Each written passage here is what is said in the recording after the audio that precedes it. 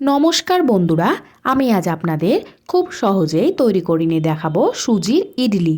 এটি বানানোর জন্য আমি এখানে একটা পাত্রের মধ্যে নিয়ে নেব 1 কাপ সুজি, সাথে নিয়ে নেব 1 কাপ টক দই।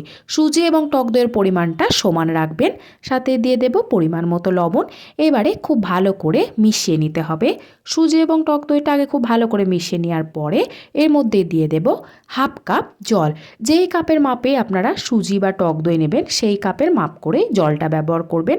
পরিমাণটা ঠিক থাকলেই ইডলিগুলো খুব ভালো তৈরি হবে। দেখুন খুব ভালো করে মিশিয়ে নেওয়া হয়ে গেছে। এইবার এই ব্যাটারটা ঢাকা দিয়ে রেখে দিতে হবে প্রায় আধ ঘন্টা, কারণ সুজিটা অনেকটা ফুলে উঠবে।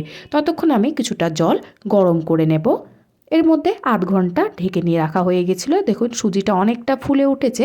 এবারে এখানে আমি দিয়ে দেব প্রায় 2 চামচ মতো জল। আবারও খুব ভালো করে মিশিয়ে নিতে হবে।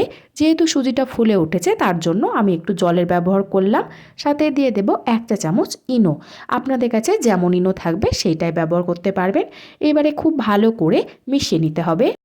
বাটির মধ্যে সামান্য পরিমাণে সাদা তেল নিয়ে খুব ভালো করে চারিধারে লাগিয়ে নেব।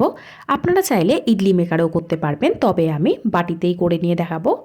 তেলটা লাগিয়ে নেওয়া হয়ে গেছে। এবারে বাটির মধ্যে দিয়ে দেব 2 হাতা সুজির ব্যাটার। আপনারা যদি ছোট বাটিতে করেন সেই ক্ষেত্রে ব্যাটারটা একটু কম ব্যবহার করবেন।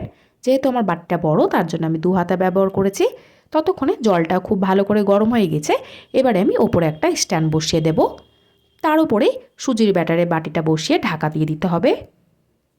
আমি এটা প্রায় ঢাকা দিয়ে রেখেছিলাম 15 থেকে 20 মিনিট মতো। 20 মিনিট বাদে আমি একবার ঢাকাটা খুলে চেক করে নেব মিডিল থেকে।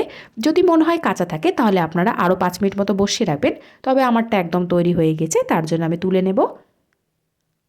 আরও একটা বাটিতে আমি সুজির ব্যাটার দিয়ে রেখেছিলাম, সেইটাও বসিয়ে দেবো 20 মিনিট মতো।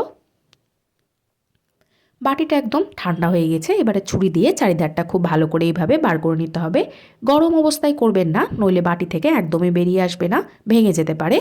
বাটিটা উল্টে নিয়ে দুবার হাতে ট্যাপ করলেই দেখুন কত সহজে বেরিয়ে আসছে।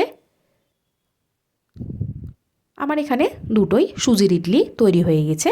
আপনারাও চাইলে খুব সহজে এইভাবেই সুজি দিয়ে ইডলি তৈরি করে ফেলতে পারবেন।